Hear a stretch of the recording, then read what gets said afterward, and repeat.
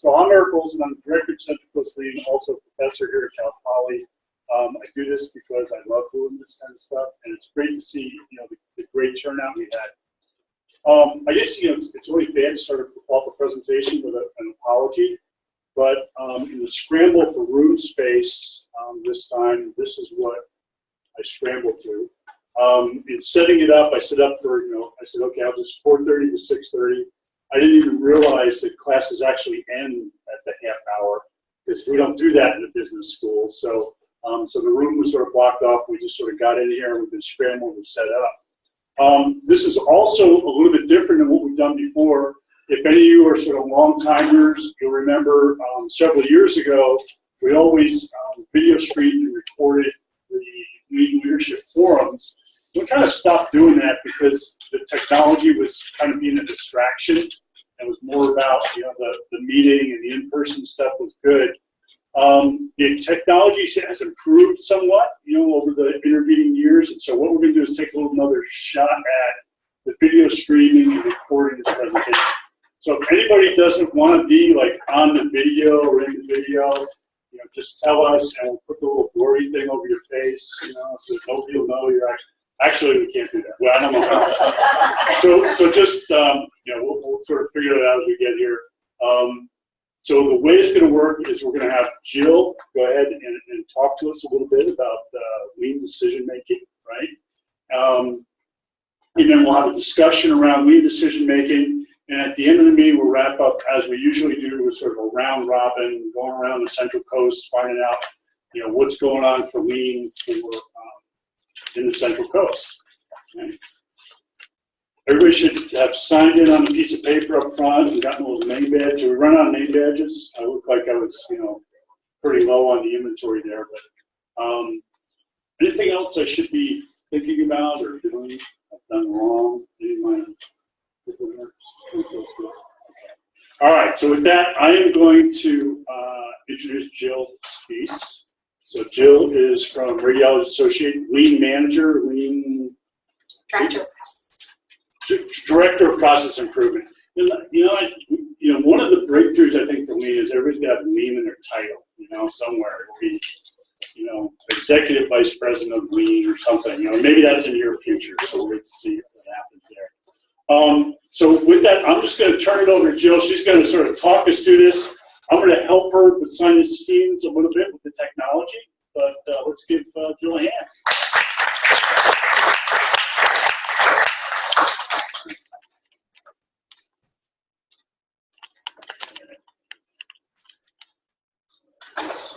All right.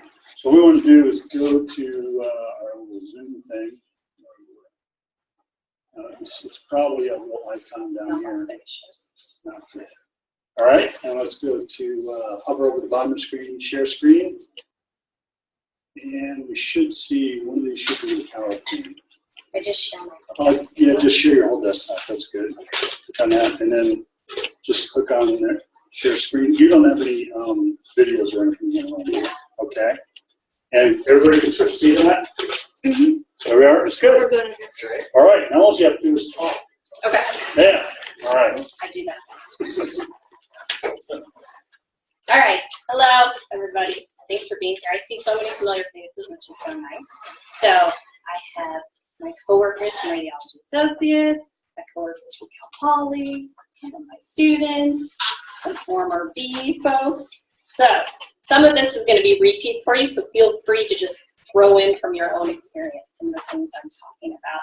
So I want to talk about lean decision making today. I want to tell you about myself first before you, so you trust what I'm saying, so you believe me. So a little bit about my background. I got my bachelor's in industrial engineering from Cal Poly in 2004. I don't know why I have the dates on there. Now you can calculate how old I am. In 2004. And then I did my master's in engineering management at USC. And then I am currently doing my PhD in systems engineering through Colorado State University. So I'm working on that right now. So I was telling Matt here, I'm getting back into the mode of being a student and writing papers. Yeah, my condolences. Yes. Right? Sometimes we make terrible life decisions. So my background, I'm currently the Director of Process Improvement for Radiology Associates, and I also work part-time as a lecturer in the Industrial and Manufacturing Engineering Department here at Cal Poly. I worked previously at Raytheon and El Segundo, and that's where I received my Lean Six Sigma Black Belt or Expert certification at Raytheon. I also worked for a startup solar panel company out in Colorado. I was the industrial engineer for the startup solar panel company. And as you know, sometimes startups work and sometimes they don't. That one did not. So I'm here, but that's okay. And then I also worked at Trumo BCT in Lakewood, Colorado, and they actually called us black belt engineers there. And so I worked on process improvement projects. And Trumo BCT is a medical device manufacturer. So that's my background. So I have more than 10 years of experience doing Lean and Six Sigma and process improvement. And I wanted to talk to you guys today about something that I'm passionate about. So a couple of things that I've used in all of these jobs, and we use pretty extensively at Radiology Associates, tools for effective team decision making. So I'm calling this, how do we cross the chasm quickly, right? So this is where we are. This is sort of the scope of what I want to talk about. You come out of an event, you've done your root cause analysis, and you have a ton of ideas, right? So many things that you can go do. And so you have all of your brainstormed opportunities right here. But how do you get from all of your... I'm just going to make your little thing here a little small. Oh, up there. There you go. Yeah, because then you're blocking my execution. So how do you go from all of these great ideas to actually executing something effectively? And maybe this is just a problem we have at Radiology Associates. Does this apply to you guys? Does it apply to your businesses? Does it apply to your companies? Because I want to hear in the end how maybe you guys do some of this effective prioritization. But how do we get from identifying opportunities to focusing on what we're actually going to go resolve quickly, right? Not months of deliberation. So I have a list up here, and I'd love to hear some of your other challenges. Some of the challenges in team decision making. So I identified, often there's competing priorities. There's things that one person cares about that are very different from what somebody else cares about, right? So competing priorities is an issue. Lots of options. Lots of options is another challenge. And sometimes we want to do everything, right? But the preference would be to focus on doing a couple of things really well, as opposed to many things sort of average. Another one, some group members are more vocal than others. You guys have this challenge in team decision making? Some people just take over, right? And then some people just are never heard. And so you go with the idea of the person who's the most vocal. We have another problem that we've encountered is team members struggling to kill projects. So sacred cows, personal commitments, right? We all kind of come into a project like, this is what I definitely want to do. And I'm going to make this go through. And I'll even give you one of my own personal examples from a recent event that I still want to make happen, but it got voted down. Or the discussion gets heated, and you start losing track of what you're actually trying to achieve, right? You're not making decisions anymore, you're just arguing about the path going forward. And then finally, some team members are not participating at all. Sometimes in team decision-making environments, people shut down, and then they're not even part of the decision-making process. So these are some of the issues I've encountered. Anybody have any other good challenges in team decision-making? Yes? The what ifs. The what ifs. Somebody always has another what if. Oh, what if this happens? Or what about this? Yeah. Did we test this? Yeah. Yes. So what is that sometimes called? Like analysis paralysis, right? We don't do anything because we should do a little bit more analysis over here, and a little bit more analysis over there, and then we never execute, right? Have you ever tried doing, like, I think they're, and Dr. Olson help me out, but I think they're called affinity diagrams, where you have the whiteboard, but you have a silent brainstorm and people put their yellow stickies or whatever color you're using on the whiteboard, and then you kind of rearrange them and group them. Because that's one way to get people who are quiet and those who are loud to kind of, you know, the louds can't talk and the quiet ones have to contribute, and then you get more ideas on the wall. Yeah. And then what about financial stuff? I mean, I come from a manufacturing background, so everything that you're talking about would be, okay, what are the dollar signs associated with each one of these ideas? Yep. So I don't know if that's what drives your business. It probably does at some level. It definitely does at some level. So I'm going to talk about sort of when you have the financial considerations, but other criteria. I'm doing sort of a multiple criteria decision analysis. So I'm going to talk about 3 different tools that I've used commonly, and then I'd love to hear about your different tools. So there's the well-known method, right? Is everybody in here familiar with the prioritization matrix? Most people are, right? Everybody knows the prioritization matrix. You have a whole bunch of ideas, you put up their matrix, and then you sort out the ideas into which ones have a high benefit, which ones have a low benefit, and what is the difficulty of implementation. So that's a nice way to initially sort projects. And it's a good way to sort projects because during the brainstorming phase, you're not killing anything, right? Everything is on the table. So the prioritization matrix is sort of your quick and dirty way to prioritize projects. Kind of get them up on the matrix. And then whatever ends up in this first quadrant, you're definitely doing, right? Because these are all of your things with high benefit and that you deemed easy to implement or not as difficult to implement. Anything in this quadrant usually is low-hanging fruit, right? These are quick wins, things you probably should have already done. So anything in quadrant 2 should be done. Things in quadrant 3, high benefit, difficult to implement, should be considered and discussed. Because there might be some things up there that you want to do. I think it depends on what the difficulty to implement portion of it is. Is it just that it's going to take a lot of time, or is it that it's a really expensive thing to go do? And anything down here, low benefit, difficulty to implement, kill.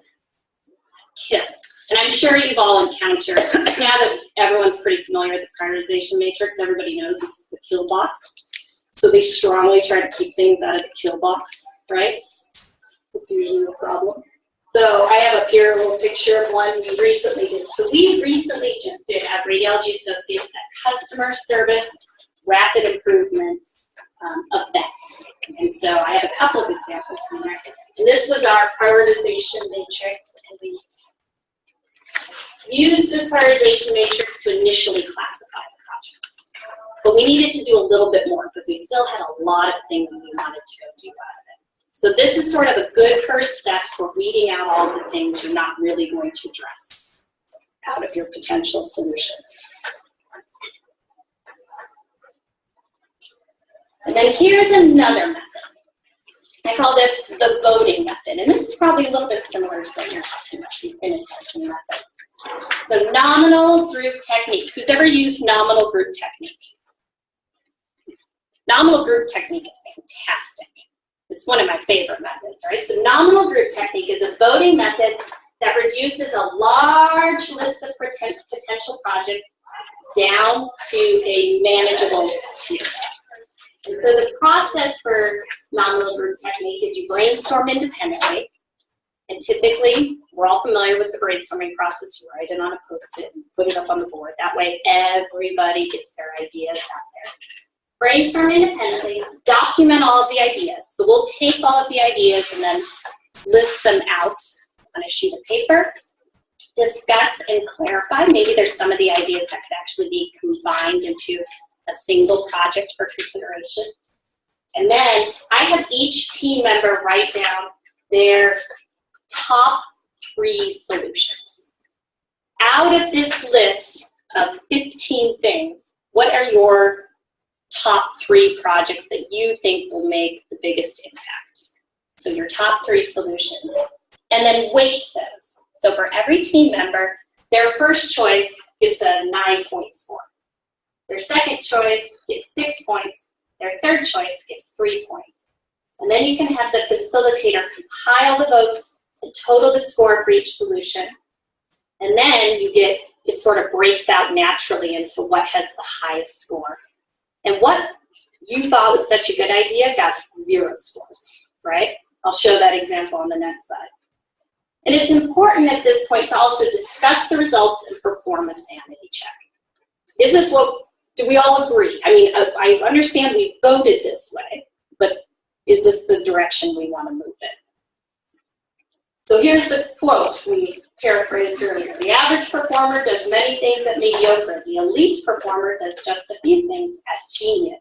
And so that's what I love about the nominal group technique, is you really just sort of pare it down to what are the 3 or 4 things we're going to focus on and do really, really well, as opposed to 10 things we're going to spread ourselves too thin on and then lose track of and do sort of mediocre. That's not what. Do sort of average. So the nominal group technique is very effective if you have a lot of things to do. And we actually use this with the items off of our prioritization matrix out of the customer service already. So we still had a lot of things on that matrix that we wanted to go do. And when we actually listed them out, we're like, whoa, that's like 10 major projects. I think we need to pare it down. So we vote on those.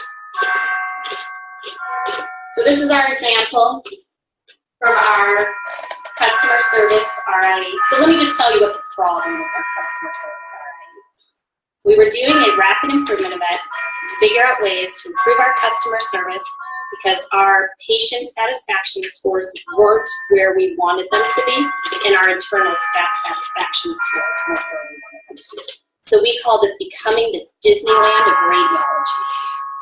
A beautiful title. And so we're working on what we're going to do coming out of it.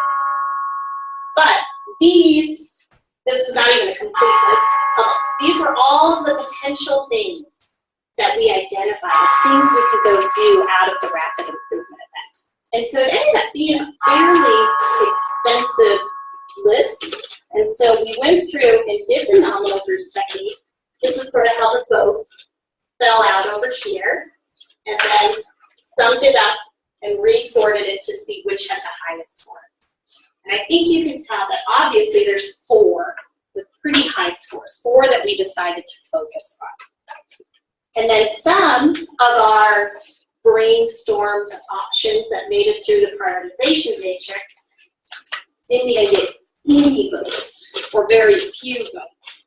So these ideas aren't as important as some of the other ideas. So this is my example of where there's one on here I really wanted to do, and you'll see that I'm the only one who voted for it. Remodeling one of our waiting rooms, right? So that's for me, that's just like a pet project, but nobody else saw the significance. So that way, it's kind of a good example of you get everybody on the same page, and nobody is just pushing their pet project and just saying they're the loudest ones, right? So that's the nominal group technique.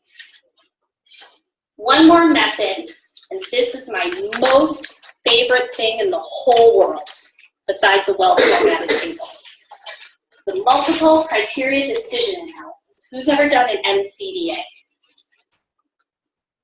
Are they your most favorite thing in the whole wide world? Close? Just me. Just me. Okay, so an MCDA, we're going to do a little mini MCDA. So, multiple criteria decision analysis. We want to use this method when you have a number of good alternatives but no clear or obvious solution. So you can use an MCDA to either compare different systems or different processes, or you can use an MCDA similar to the way you use nominal group technique. You can use it to figure out which of your projects have the highest impact by a total score. MCDAs are good when you have a lot of different factors to take into account. When you're unable to solve it intuitively, right? This isn't something that you can just easily come to a decision about. when the decision is large and complex, when it involves a number of conflicting objectives, and when there are multiple stakeholders involved and all have diverse views. We use MCDAs for many of our projects at Radiology Associates. And a really good one, I don't have the example on the side, was when we were trying to decide which MRI unit to put in, what vendor to use for our new MRI units, and what was the facility going to look like. And some of our competing objectives included, we want to increase volume, but we also want our technologists to be happy. And you know what? Those are competing objectives. Because what would make our technologists happy? Performing exams at the rate they would like to perform exams, right? Which is not the same as the rate at which we would like them to perform exams, right? So those are somewhat competing objectives. So MCDAs are really useful for just getting all of the relevant stakeholders in the room, determining what the critical criteria is, and then analyzing your different potential solutions. So these are the steps in an MCDA. I leave this in here more for information, and we'll actually do an MCDA, and then Jill, people can kind of see. I just want to check too, so we can post this presentation on the Central Coast Lean website. So Yes. if people want to see it later or something, they can download this. And we'll also post the video of this also. Yeah. All right. Yep. I already passed all this info by my boss. Okay. Marcy said it's okay. We have no secrets. All right. We're open. So here's my example of an MCDA, and then we'll do an example. So I need to buy a new car. I'm in the market for a new car. And things that are really important to me is I want to minimize my monthly costs. I want to maximize my reliability over the next 3 years. I want maximum attractiveness. I want to maximize the funness to drive it. I want satellite radio, and I want to minimize my initial payment. So here's all of my different criteria. And here are my options for my alternatives. I'm looking at a black sedan, right? Kind of look like an Uber driver. I'm looking at a black sedan. I'm looking for a green Volkswagen convertible bus. I'm looking at one of those. And then I'm looking at like a blue Model T Ford. Right, so those are the 3 cars I'm considering. Oh, which one do I choose? So I've got all these different criteria. So I do my MCDA. And the way an MCDA is set up is you're going to put all of your criteria on the top, and that's all the criteria that I went through. And then I weight them. So not all criteria are equal, right? Some criteria are more important than other criteria. So for me, I weighted minimizing my monthly costs, maximizing my reliability over the next 3 years, higher than satellite radio. Okay? So I weighted these a little bit differently. And then you put your options down the side. So car A, car B, car C. Then I take each option and I assign it a score against each of the criteria. So for car A, what was car A? That was my beautiful black sedan, right? So for car A, I'm going to get 22 miles per gallon. So I give it a 10, because that's the one that'll minimize my monthly cost the greatest, right? So I'm giving it a score of 10, and then so on. So some of this is a little bit subjective, and MCDAs should always be done with the team. They're rarely done in isolation, right? They're done with the team, and you're agreeing on what is the criteria that is important to you, what is the weight of each of these criteria, and what score are you going to assign each of these options. And then, once you've scored all of your options, you multiply each score for the option by its weight. And then you add that up across the entire table in this case. So the equation is 10 times 10 plus 10 times 10 plus 10 times 8. So it's a sum product for the whole table, and you get your final score here.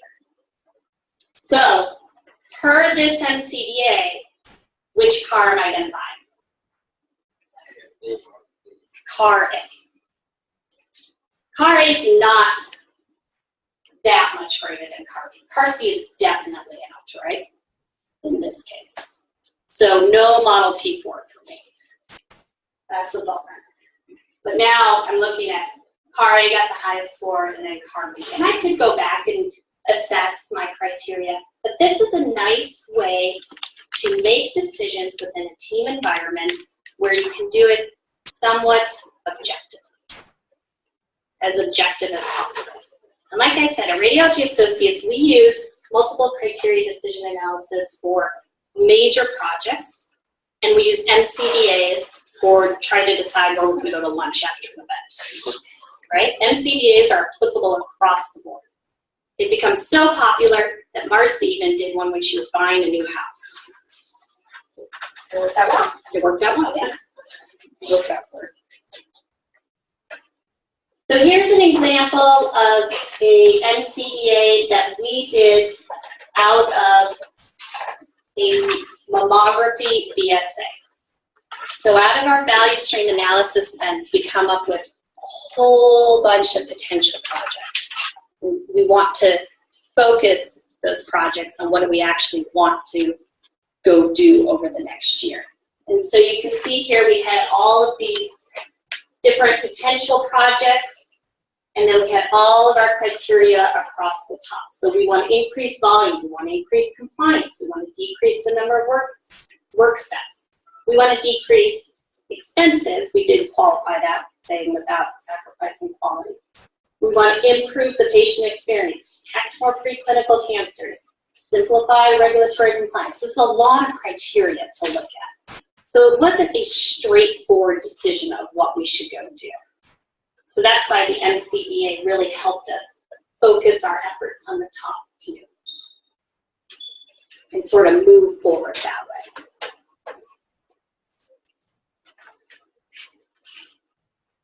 So I always use this example, and I'd like to do an MCDA together here. Jill, can I? Am I out of time? So, I was going to say it more kindly. Okay, so I'm out of time. No, but That's okay. Yeah, it'd probably be good to like try to get the community sort of involved in the discussion, because I think there's probably some people chomping at the bit to tell you what they really think about lean decision analysis. Okay. So Let's maybe we skip sort of past skip this and. Okay. Can do. Okay. Can do. But I'm going to tell you anyways. But we're not going to do the activity. All right, sure. So I always use this as an example for doing an MCDA because people always have inputs on it. So if you're trying to teach people how to do an MCDA, do an MCDA on, hey, we need a new restaurant on the Central Coast, preferably a recognizable name. And then you can have people sort of determine what criteria is important versus what should we bring onto the Central Coast. So some people are like, I want it to be family friendly, and some people are like, no kids. And then college students are like, really cheap. And other people are like, I want a really modern environment, right? So these are all competing objectives. It's kind of fun to do an MCDA on bringing in a new restaurant.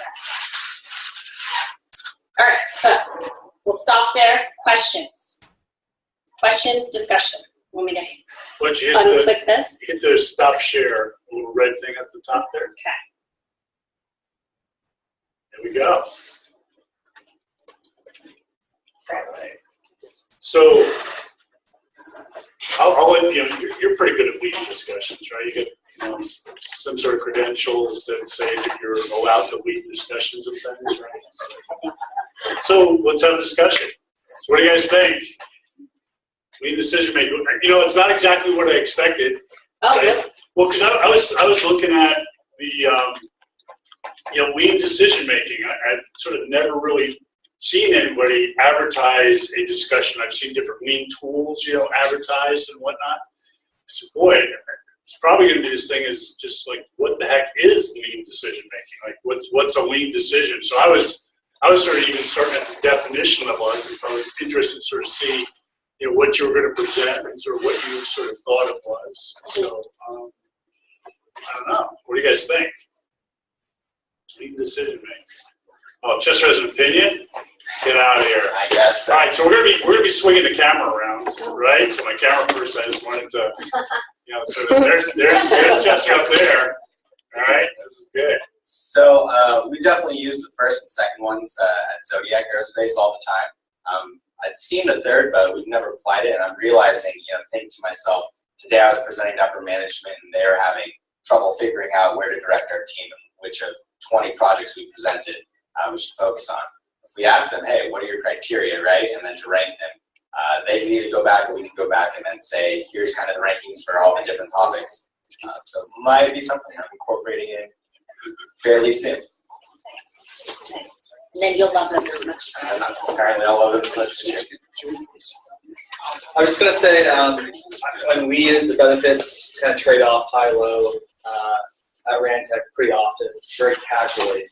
And that's kind of what we use to kind of make decisions and do projects and move from there. And it is funny how you really only get to 3 projects or 3 tasks and then you move on. But I think that was really good to show all of the different types for, like, if you're in a continuous improvement kind of event and all the tools that you have to use. So it was really good to say that. I know one of the things that I always say, and I forget sort of how you termed it. I liked your terms, but you get down to the end of I think it was on the Nominal technique. You get down to the end, and there's this sort of reality check. And the one thing that I always, emphasize and tell my students and groups that are sort of doing this is, and I think it's a freeing sort of thing. I say, okay, we're going to do this analysis, and it's got these weights, and we're going to add up numbers or things. But the thing at the end of this, we're going to remember the analysis is not the decision. At the end of it, we're going to take a step back, and like your thing on the 2 different cars are relatively close. So we say, good analysis, but it's not that far away. I really like the green one as opposed to the black one, right? And we're going to go, so you're allowed to do that. I think is sort of part of it. And the thing I think people make mistakes is they get too locked in to that analysis is going to be the decision, and then people start gaming it, right? And as they're evaluating, they're not really being honest with the numbers they're giving it because they want this one to be higher than that one at the end and stuff. So, trying to get that honesty, I think is an important feature. Yeah. People at Ranzo definitely figured out how to game the lunch decision matrix. So we've actually come up with different ways. Well, see. Decide where we're going to lunch. Like, what's an example? That'd be interesting to hear how they game. Well, they know how to use it now, so they know to yell loudly about what they're voting for a certain restaurant. Like, no, that one definitely has a really wide variety of food. Give it a 5, Okay. For the lunch one. We take our other decision making more seriously. But for lunch, people get passionate. Yeah, maybe just answer the question about what's lean about that in a sense. So I think the lean thinkers look at the value of whatever we're doing, and the value that the participants are willing to pay for the time is to do a very seamless, wasteless process of reaching a solution as fast as possible. So from an academic perspective, we can share a lot of tools, a lot of sophisticated nonlinear models, all these weights and all these. I think the tools that you presented are simple to comprehend, simple to apply, can get done in a very short time period. And they're transparent, right? Transparent. Because you throw a differential equation in there, and there you go. It gets you published in an academic paper, but people can't. There you go. So I think it's quite clean. So it's simple, easy to apply, keep it for the value that we really pay our time for, and there you go. And it's really important to show that all the results too. So what were the scores for everything? How did you score the criteria? And not to just boil it down to the single number without losing all the thought that went into that analysis. Because part of the value is the team discussion, right? Mm-hmm. So at the end of the day, what you're trying to do is, do we all understand the issues and the relationship of the issues, and we've sort of exercised enough by using maybe a specific tool or a specific process. But it's that discussion and the understanding. It's not always just a tool, right? Mm-hmm. That's the rich part that we're trying to get. And sort of the thought behind doing this discussion is that when we run rapid improvement events or running projects or Kaizen events, we can't spend a week arguing about what we're going to go do. At some point, we got to decide what to do and then go do it and see if that has the impact we thought it did. And that's what these tools help us do. Right. Help us get to a place where we've made a decision that we're going to run with. And we may come back and be like, ooh, that was bad. What else was on that list? Right? Because we've done that. So. How would you overcome the hierarchy in organizations? Because you mentioned a lot of obstacles at the beginning of your presentation that any organization could have among the team members. One obstacle that I see is that a lot of decisions in so many different organizations are top-down decisions. And in my opinion, the team that get together, they should have the ability to make a decision without being concerned about, okay, am I making the right decision? Does my boss agree with that? Is this decision something that the owner or the shareholder of the company needs to come up with? As much as we flatten that, the responsibility will be much easier to come up with the solution and work with the team and participate more. Yes. So in that situation, when there is an obvious difference in levels and you feel like people are going to be swayed by what the upper management has to say, I tend to lean more towards the nominal group technique because it forces everybody to vote, everybody in the room, and then you compile all those votes. And, in our case, it doesn't mean a radiologist vote weighs more than a technologist vote. Everybody's votes weigh the same and everybody's able to weigh in. So I like the nominal group technique when you're concerned that we're all just going to kind of do what that guy says over there. And one of the things that, Amr and I are both in the College of Business, and one of the things that's really frustrating, and maybe it's even more broader, sort of a Cal Poly phenomena, but it's also a business phenomena, is like, what does the dean think? We're sitting around talking, we talk for like an hour about something, right? And we get all this rich information, maybe we've done these sort of things, but then it's like, what does the boss think? And I'm sort of like, well, let's tell the boss what to think, right? We're the experts, we should be able to sort of provide that information in there. And I think some of the tools that you're showing and the discussion and stuff behind it, creates that, it creates really sort of good decisions that bosses ought to get on board with, right, to some degree. Yeah, and I think one thing I've really noticed with a lot of the tools that Jill's gone over, especially in the B class, is it's not only just about being able to make that decision in the moment or when you're going through the event or anything like that, but it also really helps telling the story after the fact. So when you do have to then convey that to management or the boss, you're not just saying, okay, this is what we want to do, but it allows you to really point to something and say, this is how we came to that. We had this very well thought out discussion, leveling the playing field, and this is what the group came up with, rather than just, hey, our operations manager said this is a really good idea, so we're going to do this one. Yeah. So I find it really helpful. It really helps tell the story. It helps avoid somebody's pet project, just kidding. Yeah. I have a question regarding, you said at the beginning you had lots of challenges, a list of challenges. One of them was very, very interesting. Actually, I faced lots of time, and these people, they are trying to destroy the project, or like, I don't remember the quote that you mentioned.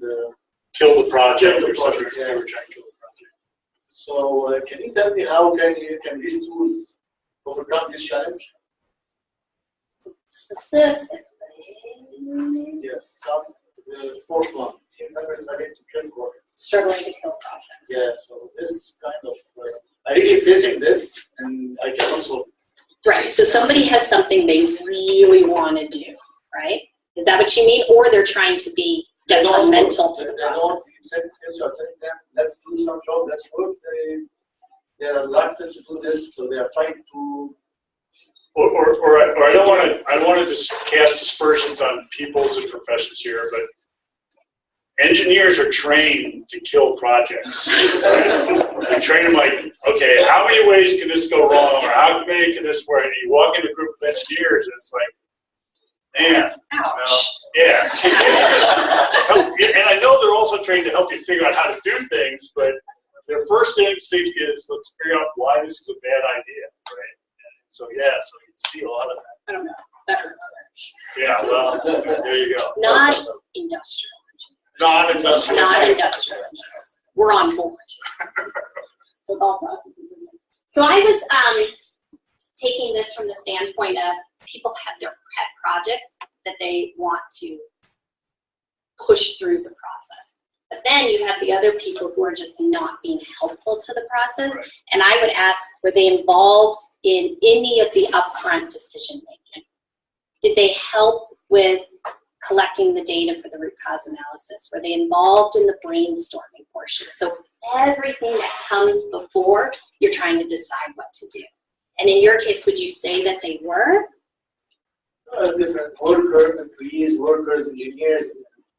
When you're facing this type of members, team members that they are trying to do. So how does this way of or like decision making, simple decision making tools to help to overcome this challenge?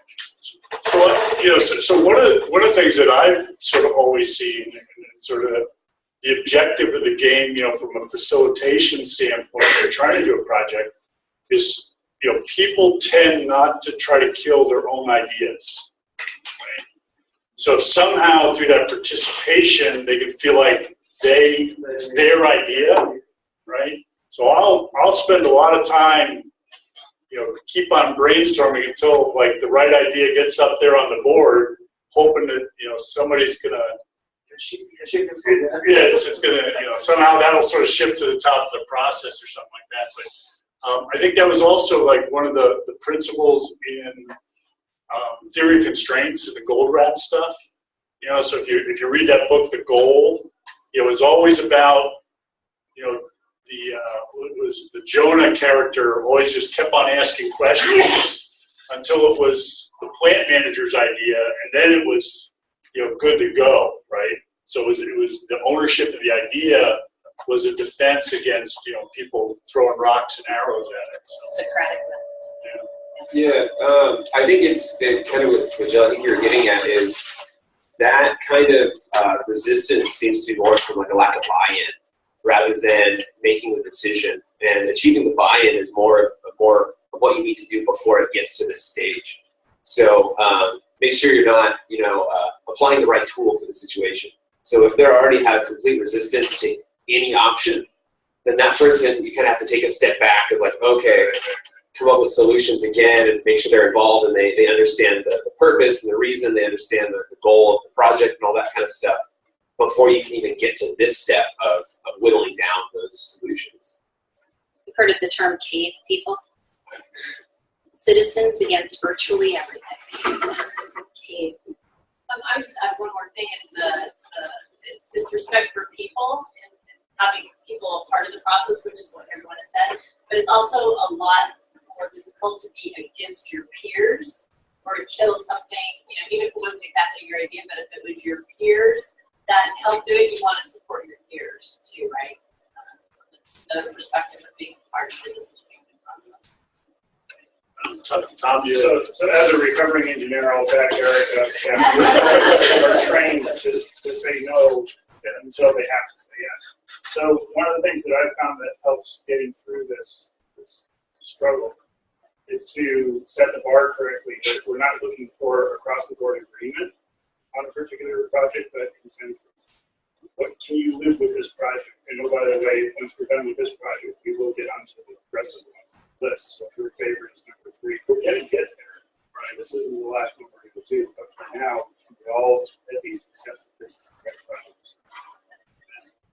Well, I guess we're kind of indirectly doing that. We're trying to set up a lean pipeline. So using kind of that first tool, what are the small ones we can send out to the employees together that are at the same level, and kind of what ones can go to the managers, the engineers, and then which one has to get up to the director level and get to that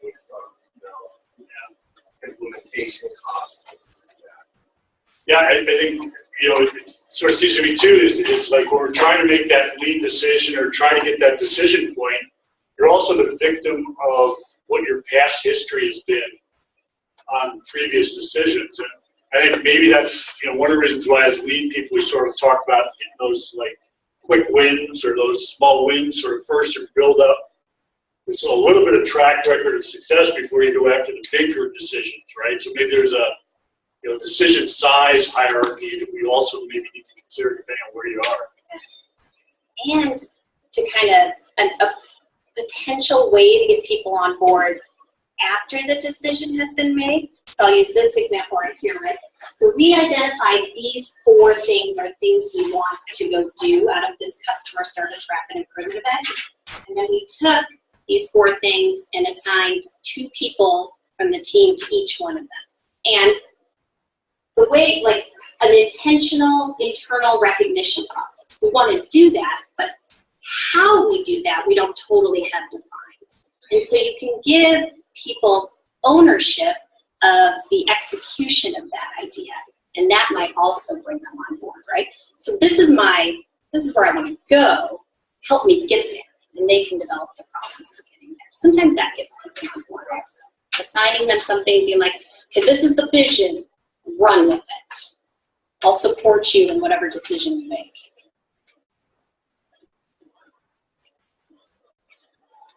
So what kind of tools do you guys use to do your decision making? Does anybody else have anything else really cool that we can try out, that I can try? So it's nice that I got this sort of, list of, organizations that are participating in this. And I'm just going to go alphabetically down there.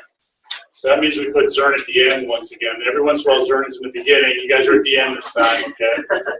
Zodiac too, of course. So Cal Poly. Let's see, who do we got for Cal Poly? Oh, Lori. What are we doing for decision making at Cal Poly? Oh, yeah. Oh, we got Ahmed too. There's just, a few people here. I'll get it. Okay, go ahead. I appreciate the way the dean puts together, the college puts together a strategic plan every year. And she has at one of the college-wide meetings a list of items that were solicited from people within the college. I forget exactly how, but then people who are at the college-wide meeting go through and they rank that, and then from that ranking, she discusses that with all of the chairs. So it's not everyone in the college, but the chairs represent people in the department. And then that's the strategic plan for the next year. And then she also emphasizes that it's a strategic plan. Maybe that seems a little bit of an oxymoron for a year, but it's the guiding principles for this year. And so, don't worry if yours didn't make it on, as we make some adjustments of what our focuses are going to be next year. That sounds real cool. Is there some sort of like top 3, or where do they draw the line? Yeah, now you're going to test my memory. There is like. But it's not 20. It's not 20, no, right? No, it's like 3 to 5. 3 or 5 or something. That's the focus for that year. See, Ed, you represent your own company. Yeah, usually, my experience has been in manufacturing, and there it's pretty straightforward. I mean, if you've got a major product that is causing or having problems on the production line, the decision's made, right? It's you go after it. You can also look at, kind of a burrito of which are my high runners and which are the most profitable products. And so you want to, that automatically ranks what you go off and work on. Right? You don't take the least running product that you make the least money on. It just doesn't make sense. So it's financially driven, and you drive it that way. Esther Wine. I was wondering whether you guys go in or Sunday. Well, yeah, restaurant. Probably the thing that I would suggest is look at customer focus with your customers and what makes the most difference to them. Obviously, one of your customers might be your corporate office, but the people that come to your door with a checkbook,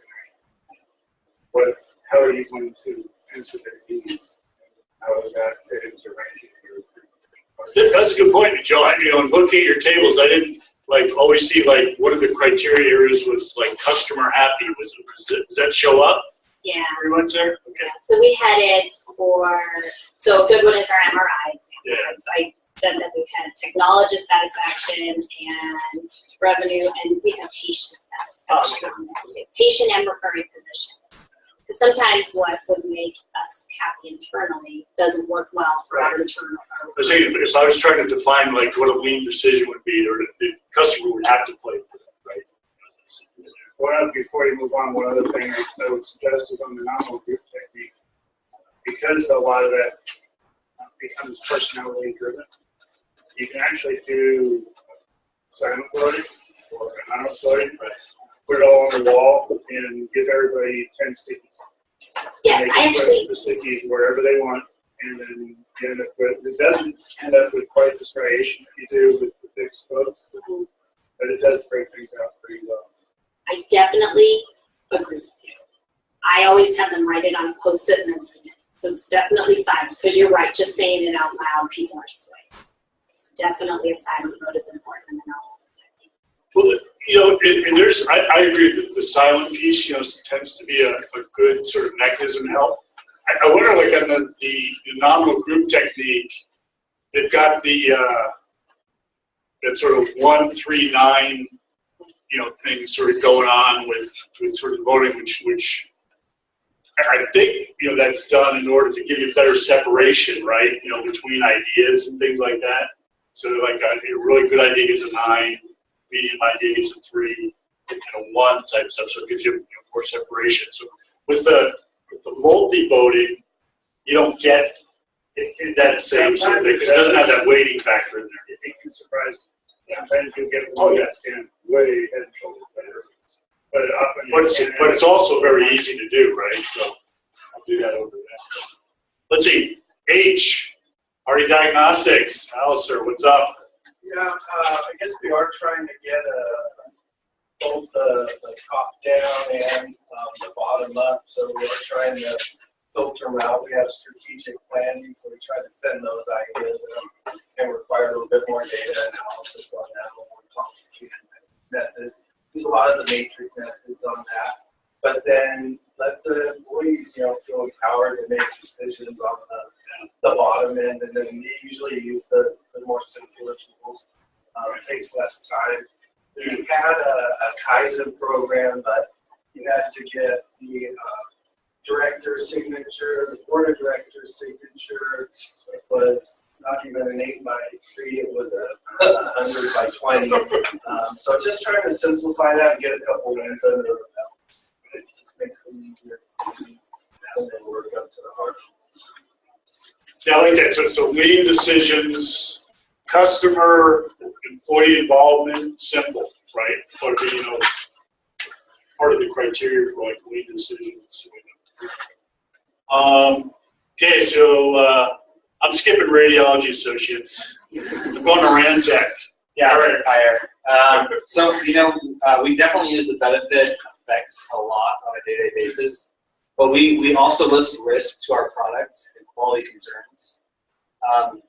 The production floor, things are happening every day, things pop up, and we go after that immediately. So if it has a risk to quality, it gets addressed. But then as we go into our product groups, we have a main action or access database that we collect all of our kind of activity that we're trying to resolve, and we do prioritize it there, but we don't really have any value analysis for is this a good decision to go work on. So we have it's an A, B, or C priority, and then it just kind of flows out, but we could probably add some weights to it. It's going to be valuable. And then we also just break it into product groups with having each kind of product have an action registry, and we definitely routinely use risk on that.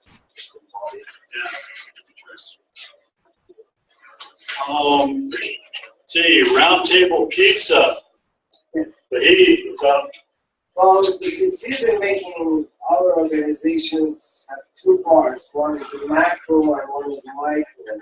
We have 7 stores that we run in Central Coast. So the macro usually involves 4 or 5 people, including me, there's the data analysis and all this. And we usually make the decisions based on the financials and the marketing and contractual agreements and things like that. And on the micro decision making is each individual stores, we have enabled the general manager of the stores to conduct their own decision making also within a framework that we are allowed to do. They do not use any of these tools, but recently I have taken classes with Jill, and we are using these tools in order to help them facilitate their program. So has resistance been high, low? You haven't forced all the managers to take the class, right? No, I haven't, but the resistance has been very low, and surprisingly, everybody is so excited. We are now scientifically approaching problems at each source. Okay, we're up to W. Wonderful. Ed. So our focus is on the production floor right now. So we have about 1,200 employees that we're trying to get engaged in problem solving. A lot of ours, so we use the prioritization matrix and then they discuss it out in their own teams and rank them. I think to your point, probably the louder voices right now are winning. It's the priorities, but it's very new for our employee set as a whole. So we're just trying to get the concepts in place and building some easy wins and that for the floor. So I definitely think as we evolve, we'll add in more of the weight of the decisions to get a better ranking of priorities, right? So I'm going back to T, trust automation. Yes. Made it. Yeah, sorry. Almost right on time. So yeah, the other two were still at the office trying to get problem solved. Oh yeah. And So yeah. So we're talking about like what kind of decision processes you use at our different companies and stuff. So Trust is a unique organization. They're across about 12 different technology sectors. We build everything from blowers and drilling to piloted tanks to stuff that we use on shuttle operations and things like that. Small design house, very prestigious, but we're a unique lean type company in that most companies, your previous one, work with quite a bit. Yeah. You want to build 10,000 of one flavor. We built one flavor of 10,000. So when we try and get our process to be better performing, you've got a much smaller capture point. So we're putting kind of a large team together to see how we can incorporate both lean principle and Six Sigma, because we work in a real diversified operations sites. Session groups are involved in a lot of different markets, but it's not as easy as most companies because we've got such a variety of product and skill sets. Really difficult to apply to work. Okay, very cool. Zodiac. I would say for us, it's kind of dependent on the project. I mean, we've done all manner of stuff from, data-driven project decision making, whether it's our end, defect per unit, or if it's lead time or something like that. And then other times it's top-down decision, it's just out of our hands. And then sometimes it's just customer satisfaction, so it's just solely because the customer asked for it. But within the projects themselves, I mean, a lot of the stuff that we talked about today, we've tried all manner of different ideas and everything from the Q matrix kind of prioritization matrix and all that. I think what has kind of stuck for us and what's worked well for us is using the ease versus benefit, that kind of similar decision making, so that you can see what's our low-hanging fruit, what projects are a little bit too big for us right now. But the one thing that I think Chester and I have worked on a lot over the last year is to really try and make sure that the scope of the project that we're involved with is manageable, so that the individuals involved with those projects can get the win, get the feeling, so that once they go through the whole process, they can make their own decisions on on how they should be solving those projects. Yeah, it was nice to hear today in that meeting. One of our upper managers, the VP of operations, said, "Hey, you guys realize we have like 45 open projects right now? We're having more every day, and we're just getting crushed by the weight of projects." The CEO has been on a kind of a war path to simplicity. So right now he's saying top 3, right? So it's becoming a lot more of, oh, well, instead of just, we'll add this, we'll add that, it's more, no. We need to focus and pick what is the top 3 ones. Finish them out, do them well, right? Because that's like that execution jazz in there, right? It's yeah. Like you decide, but how do you get something? We'll see. See how the next couple months goes. So do you guys want to do interiors, or do you want to write on the shells, or what do you want? Our go-to is definitely the prioritization matrix. We usually go with a 9 block, which is the same thing, but it's just splitting it a little bit further. Instead of just high and low, we do a medium. But it does the same kind of thing, just get it with a good ranking. One thing we always struggle with, though, is we come with all these different ideas to solve this project, but then, when there's little fires on the floor, if, this one part has a problem, oh no, we got to jump on that and solve that little fire, and then we sort of lose track of this long-term improvement thing.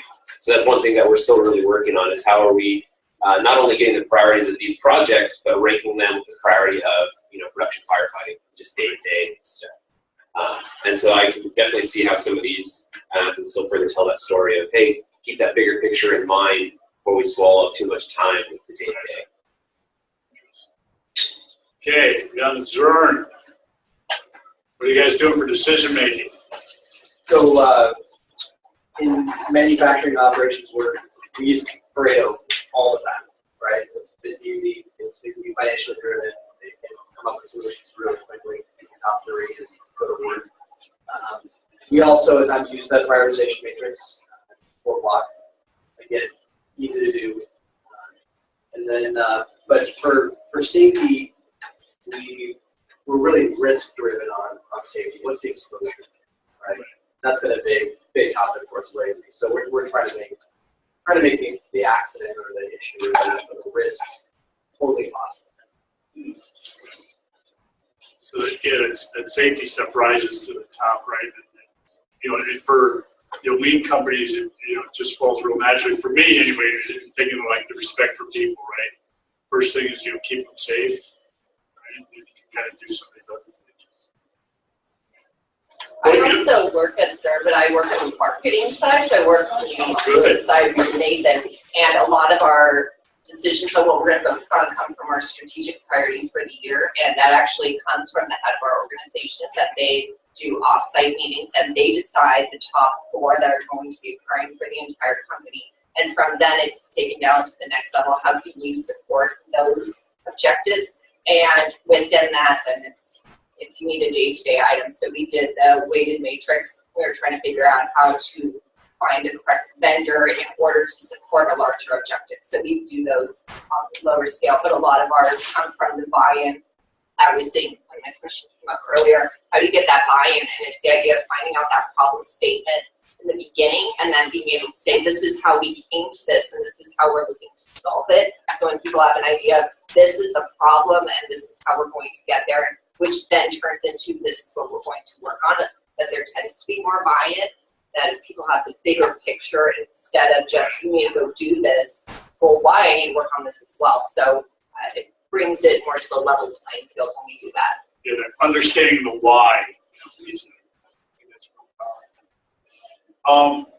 So I'm going to go backwards because Marcel, you came in here, so Cisco, that's a C, but we're going to put you after the Z here. Yeah. Thanks for the extra time to catch up to speed. Because I would say up until like 3 or 4 years ago, Cisco obviously tends to be like a very large and bureaucratic company. So we started doing we do portfolio management for supply chain is similar to what you had said. So every year, execs will give the strategic initiatives. And what we try and do is we'll stratify it and quantify it into the matrix as much as you can. So like even when it comes to ROI, of course, then we do metrics like lead time to team in. We have all kinds of L1 and L2 metrics. But then the thing we're really working on now is quantifying innovation. So it's about trying to put a number on things that don't necessarily have a number. only because like every executive has their own priority, and unless we can really quantify it, like whoever yells loudest ends up being like the winner of like where the money goes to. So I think our job is to just quantify it as much as we can, and then put those priorities on it based on what we expect. There's ROI metrics or the innovation track. Yeah, I also want to let everybody know, Marcel is our first Cal Poly Green Belt. So he's got my Cal Poly Green Belt #1. Do you have that belt with you? I forgot it. Okay. I still have it. Yeah, it's good to have you. Thanks for coming. All right, so, yes. Skip prioritization. Oh, yeah, no, let's go back to the real people. Go ahead. I know for us, 3 years ago, before we started doing Lean Six Sigma, we made such irrational decisions all based on feeling because we're in healthcare. It's all based on, obviously, how we feel about things. We have very passionate people who care about patients, obviously, and it's very feeling based. So we were making decisions about that. That was really bad decisions without data.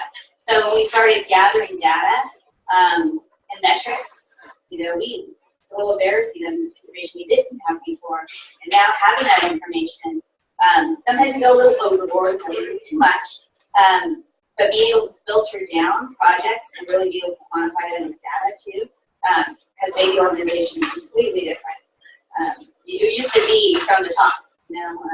My boss, my previous boss, what he said, cut expenses 10%. We cut expenses 10% with absolutely no reason as to except he told us to do it. We didn't realize that by cutting 10%, we couldn't grow, we couldn't do all these things. So it was a huge impact for that data collection for us. And then be able to show that to our staff. Again, the why is a big thing. They didn't know why we were making decisions like that. Once we had data to show them, okay, this is where we are, this is what we're going to get to, they understood the why, and they were more buy-in to making decisions, and for us to get them to express their opinions. Before, it was like, they're going to make decisions up there anyway, so that's the purpose. So one of the other things, like metrics, we're talking about strategic stuff, we try to do the same thing. Even though we come to these events, we come down to projects, we still get from our 3-year strategic goals to our 1-year goals, to our value streams, which are modalities, to try to make sure that those projects are still hitting either our customer service, our financial, our quality, to make sure all of those are still being met, even though we're making decisions that sometimes are quantified by certain criteria. So. And I love the NCDA. It's my favorite. Have you seen the bottom line improve as well? Yeah. Okay. Cool. The last 3 years, the first year we started doing Lean Six Sigma, 20% increase in revenue, and then the year after that, 11%, and we were just finishing up this year, so it's on track right now to do another 9-10%. Excellent. Yeah, very good. It's very exciting.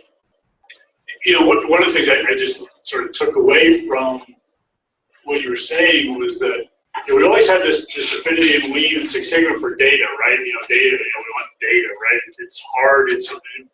But data, also has that transformative equalizing effect, right? Data is fair, right? And people start to perceive it, as fair, and they understand why they're doing things if the data is out there, as opposed to like just those orders coming out from the top. And so maybe data has a sort of a little bit of a magic transformative power, even on the culture of an organization, right? We don't always appreciate. Essentially, it's nice because with the education, you can explain data to people because it's black and white. And it doesn't matter what level of the company. From our front office people to our technologists to our radiologists, everybody gets the same message. So it kind of brings everybody together. Cool. All right. Well, I am going to recommend we take a 5-minute break because there's more corn nuts and water and stuff like that. And then we'll come back and we'll do a little round robin around the Central Coast, find out, other things that people need to talk about or share with the community. But I think first, before we do that, we give Joe a hand.